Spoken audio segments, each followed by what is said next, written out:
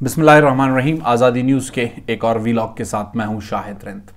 नाजरीन, जैसा कि पिछले वीलॉग में हमने आपको बताया था कि जो सूरत हाल तहरीक अदम एतमाद आने के बाद पैदा हुई है और ये सूरत हाल कैसे डिफ्यूज़ हो सकती है, वो हमने आपको बिल्कुल ही वीलॉग के आखिर में बताया था। अगर आप पिछला वीलॉग देखें तो उसके आखिरी लम्हात में हमने आपको बताया था कि सूरत हाल कैसे डिफ्यूज़ हो सकती है। तो उस पर बात करने से पहले क्या वाकई टेलीफोन बजे थे, उसके बाद सूरत हाल डिफ्यूज़ हुई या इस बार बिलमुशाफा मुलाकातें हुई हैं? तो ज़रा ये बताते हैं कि इस बार टेलीफोन इतने नहीं बजे जितनी कि बिलमुशाफा मुलाकातें हुई हैं। इन मुलाकातों में तहफ़्फ़ुज़ात रखे भी गए हैं, तहफ़्फ़ुज़ात सुने भी गए हैं, तहफ़्फ़ुज़ात को दूर करने की भी कोशिश की गई है। दूर करने की कोशिश मैं क्यों कह रहा हूँ, उसका जस्टिफिकेशन, उसका एक जवाज़ मौजूद है कि कुछ दिनों में ब्यूरोक्रेसी में भी कुछ तबादले और तकर्रुरियाँ हुई हैं और जो बाखबर लोग हैं उनका ये कहना है कि ये तबादले और तकर्रुरियाँ ऐसे ही नहीं, कुछ सबब है इसका भी गालिब, तो किसी सबब के तहत हुई हैं और ये किसी की डिमांड्स थी।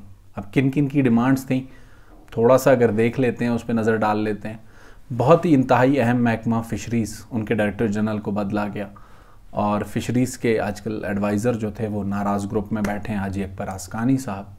इसके अलावा एग्रीकल्चर डिपार्टमेंट के सेक्रेटरी को चेंज किया गया, वो भी तुर्बत से ताल्लुक़ रखने वाले एक MPA का पुरज़ोर मुतालबा था और काफ़ी दिनों से वो इस ट्रांसफ़र के ना होने पे नाराज़ थे, क्योंकि उस MPA को ये लगता है कि उनके हलके में उनके जो सियासी मुखालफीन हैं वो उन्हें फ़ायदा दे सकते हैं, तो इसलिए ये उनका जाम साहब से मुतालबा था कि आप मेरे सियासी मुखालफीन को फ़ायदा ना दें।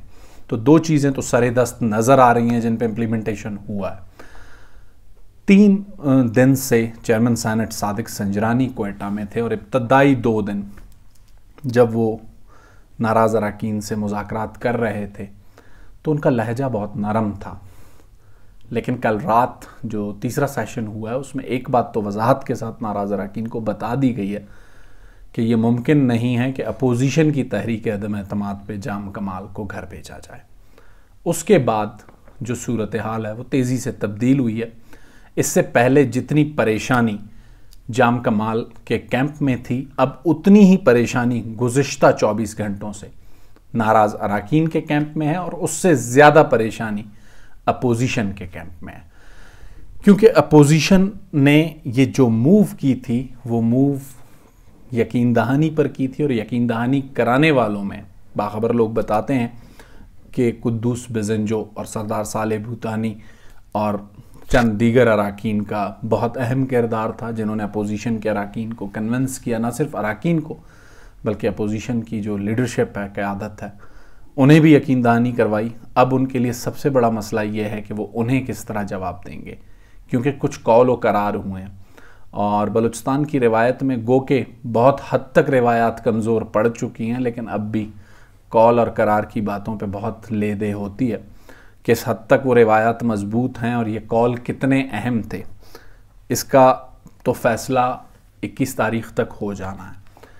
लेकिन एक बात वाज़ेह है कि अब वो जो टेम्पो था उसकी शिद्दत में कमी आई है। उसकी शिद्दत में कमी आने के बाद अब 21 को क्या सूरत हाल डेवलप होती है, एक चीज़ जो बारहा जो है कंसीडर की जा रही है, अब एक ऐसा रास्ता तलाश करने की कोशिश कर रहे हैं नाराज़ अरकान का ग्रुप कि अगर वो पीछे हटते हैं तो उन्हें अपोजिशन को भी सेफ़ पैसेज देना है, अपोजिशन को भी निकलने का रास्ता देना है। अपोजिशन उस सेफ़ पैसेज को मानती है या नहीं मानती, ये एक अनदर डिबेट है, लेकिन अपोजिशन को सेफ़ पैसेज देने के लिए इस बात पर गौर किया जा रहा है कि तहरीक अदम एतमाद को कुछ टेक्निकल ग्राउंड्स पे रिजेक्ट किया जाए ताकि एक फेस सेविंग अपोजिशन को भी मिले। अब अपोजिशन उस बात को तस्लीम करती है या नहीं करती, इसका अंदाज़ा फिर हमें अगले 24 से 48 घंटों में हो जाएगा और नाराज़ अरकान को क्या यकीन दहानियाँ करवाई गई हैं और किन यकीन दहानियों पर इम्प्लीमेंटेशन होगी, इसका फ़ैसला भी आने वाले दिनों में होना है, क्योंकि जिन्होंने यकीन दहानियाँ करवाई हैं इम्प्लीमेंटेशन भी उन्होंने ही करवानी है। लेकिन एक बात तय है कि इस वक्त तहरीक अदम एतमाद का जो टेम्पो पिछले 48 घंटों में बना हुआ था उसकी शिद्दत काफ़ी हद तक कम हो चुकी है। और अगर ना चाहते हुए भी आप कहें कि सादिक संजरानी ने जो रोल प्ले किया है, इब्तदा में बड़ा ट्रिकी रोल था, यहाँ तक के बताने वाले बताते हैं कि जाम कमाल भी बड़े परेशान थे कि वो क्या करने लगे, लेकिन आखिरी लम्हात में जो उनका रोल है वो कुछ कदरे ऐसा है जिसमें वो सूरत हाल को डिफ्यूज़ करने में कामयाब हुए हैं। लेकिन ये आर्ट वो जानते हैं। कुद्दूस बिजंजो को पहले भी 3 बार वो डिफ्यूज़ कर चुके हैं और ये चौथी बार है। लेकिन 3 बार चूंकि मामला तहरीक अदम एतमाद तक नहीं आया था तो हम उसे एक ऑफिशियल स्टेटस नहीं दे सकते। ऑफिशियली ये पहला स्टेटस है जब मामला तहरीक अदम एतमाद तक पहुंच गया था। इस सारी सूरत हाल में अदम एतमाद का जो भी मुस्तकबिल हो, बलूचिस्तान की अपोजिशन की जो साख है वो दाव पे लगी हुई है और इस साख को वो कैसे बचाती है इसका फ़ैसला अपोजिशन ने करना है। और कुछ लोगों का ये ख्याल है कि हालात को डिफ्यूज़ करने की जो बातें हो रही हैं वो गलत है।